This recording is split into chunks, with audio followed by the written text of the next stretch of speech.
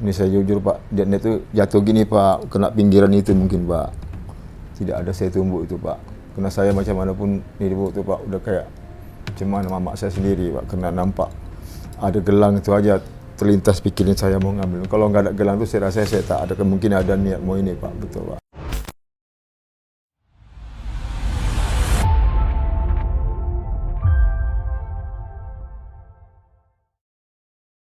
Tribuners, suara Dedi Effendi, pelaku perampokan di Batam, seketika berubah lirik ketika ditanya alasannya tega menganiaya, serta merampok gelang emas seberat 60 gram milik Eti Suhanti 75 tahun pada Rabu 11 Februari 2026 pagi. Kepada Tribun Batam, Dedi yang berada di Mapolsek Lubuk Baja, ia belak-belakan tentang aksinya hingga berurusan dengan polisi. Ia mengaku semua berawal dari surat leasing yang datang ke rumahnya. Hal itu membuat gelap mata dan merampok nenek Eti.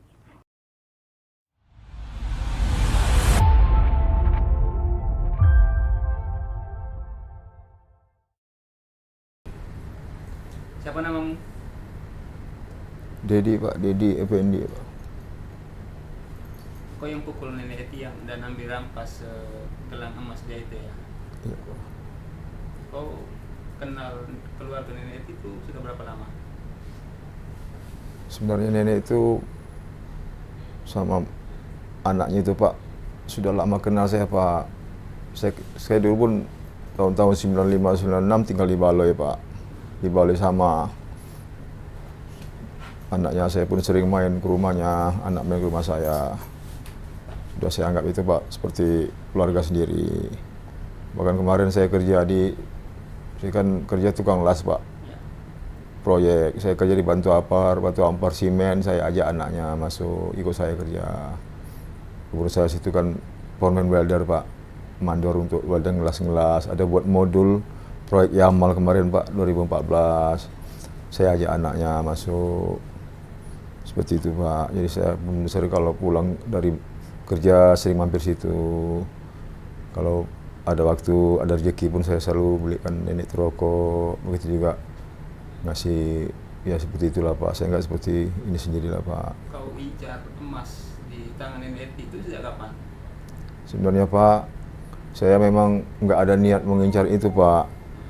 Karena saya kan, pertama saya ini kan memang sekarang ini di bulan ini seperti Bapak mungkin tahu kalau ditengok tadi dari HP saya itu banyak yang mau saya tunaikan, mau saya bayar Pak. Boleh dikatakan saya dalam keadaan susah lah Pak, banyak menyelesaikan masalah kehutang itu Pak. Tapi sampai gitu saya coba untuk berusaha tanya sama, saya ada mau bayar motor tuh Pak. Motor itu di leasing tuh Pak. Saya mau bayar, kena katanya kalau 3 hari lagi nggak dibayar perjanjiannya, nanti motor itu mau dilelang katanya Pak. Lelang. Jadi saya bilang sama, datang suratnya ke rumah, istri saya pun datang ke kantor tuh minta surat perjanjiannya, dititip 3 hari, 4 hari. Kalau 4 hari ini nggak diambil, maka motor ini dilelang. Saya malu sama anak saya Pak, saya janji, saya bilang iya, saya akan usahakan, saya bilang Pak, seperti itu Pak. Jadi, tapi enggak Pak. Kapan kau ke rumahnya nenek Eti lalu mulai ambil emas itu? Kau berat itu kapan? Saya bilang sama anaknya Pak, anaknya Anton, kawan saya itu Pak, Ton, saya perlu uang mau bayar ini, terbantu. Kamu langsung aja sama nenek, katanya Pak. Bapak besar mungkin dan nanya sama anaknya, betul nggak saya ada ngomong itu? Langsung aja sama nenek, kasih nenek tuh. Nanti dia bilang sama anak yang cewek, Nisa itu nanti dibantu dia tuh. Ya motornya taruh sini pun nggak apa-apa lah, biarlah taruh sini, yang penting jangan sampai dilelang aja. Tebus aja dulu, nanti seminggu 2 minggu kan saya ada waktu, mudah-mudahan dengan 2 minggu itu dapat saya mencari solusinya. Kalau besok waktunya udah genting kali Ton, minta sama nenek aja langsung, seperti itulah Pak. Kau datang ke rumah tuh hari apa? Malam, siang? Kemarin itu Pak, 2 hari 3 hari yang lalu sebelum saya kejadian itulah Pak, 2 hari sebelum kejadian itu Pak, saya jumpa anaknya, jumpa nenek itu juga.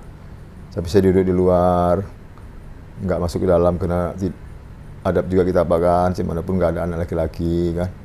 di luar. Jadi ke rumah anak sebelah, anaknya pergi ngojek pulang jumpa, mari dulu ngomong, saya bilang saya ada perlu ini mau minta tolong. Cemana bilang anak sama anaknya, kalau saya ada masalah motor gini langsung aja sama nenek, seperti itu Pak. Lalu kau datang ke situ, kau jumpa nenek itu sendiri pas kau mau bereaksi. Iya, niat saya kan mau ngomong tuh Pak sama nenek tuh seperti yang arahan anaknya, cobalah besok saya kesana lah Pak. Saya tunggu pagi tuh, saya bilang, Nek, Bu, manggil ibu, Bu, beli rokok Surya Bu, 4 batang saya Bu, uang 50. Ingat lah saya Pak. Terus lebihnya beli kopi, lebih untuk ibu aja. Rencana saya memang mau ngomong itulah Pak, mau bilangkan bahwasanya saya ada masalah ini, udah ngomong sama Anton anaknya. Terus disuruh ngomong langsung sama ibu, begitulah Pak. Jadi waktu dibuat kopi, saya duduk, saya ngerokok, saya tunggu. Tak tahulah Pak, entah apa silap saya, gelap saya Pak.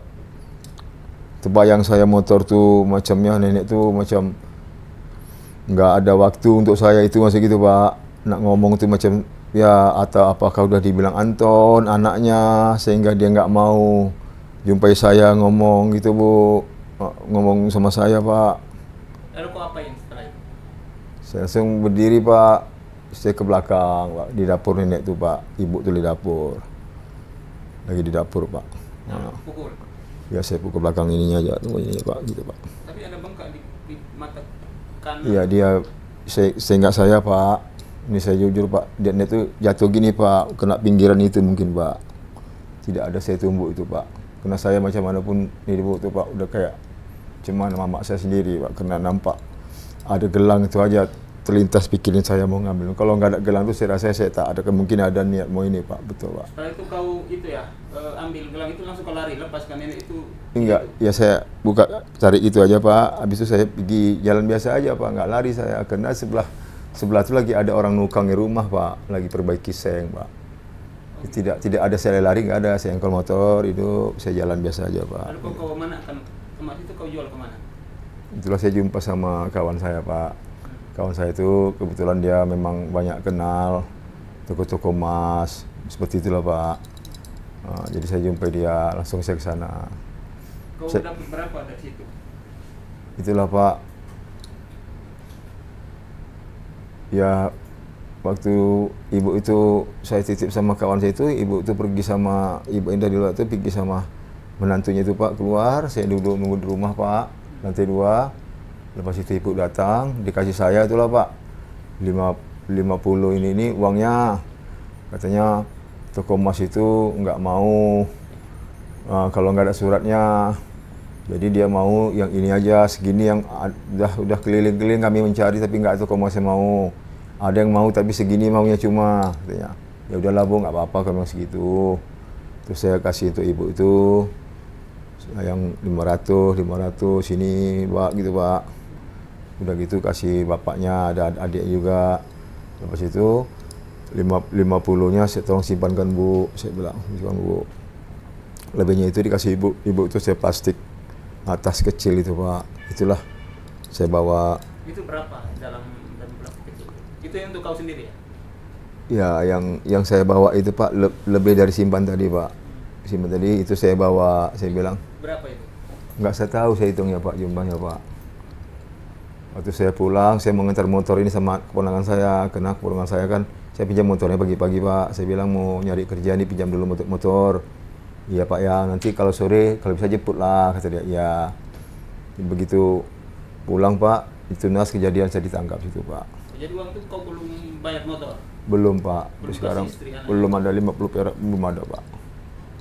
Belum Ketika ada. orang kami tanya Anton, katanya yang kau datang ke rumah itu, dia Anton tak tahu. Ya pada hari itu dia nggak tahu Pak. Sebelum semalamnya dia tahu saya. Dia bilang suruh jumpa ibu aja langsung, pinjamnya sama ibu, bilang aja. Kau sadar tak kalau kau buat kayak gitu tuh pasti kau tidak bisa lari kemana-mana, polisi tangkap kau. Iya Kau Pak. sadar nggak ya? Tahu Pak, tapi pada saat itu saya tak tahu Pak, pikiran saya Pak, tak tahu Pak. Saya nyesal Pak, kalau itu Pak. Saya tak tahu Pak.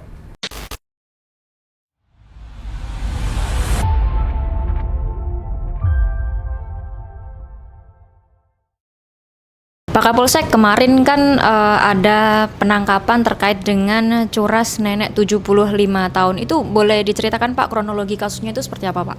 Kami sampaikan bahwa kejadian tersebut di mana si pelaku inisial DD berpura-pura berkunjung ke rumah korban, yaitu inisial E, yang mana sebenarnya korban dan pelaku sudah kenal. Jadi korban ini mempunyai anak dan dulu pernah bekerja bersama dengan pelaku, sehingga pelaku sering bermain ke rumah ataupun silaturahmi ke rumah korban. Dan pada saat itu, pada bulan Februari di hari Rabu, pelaku meminta korban untuk membeli rokok dan kopi.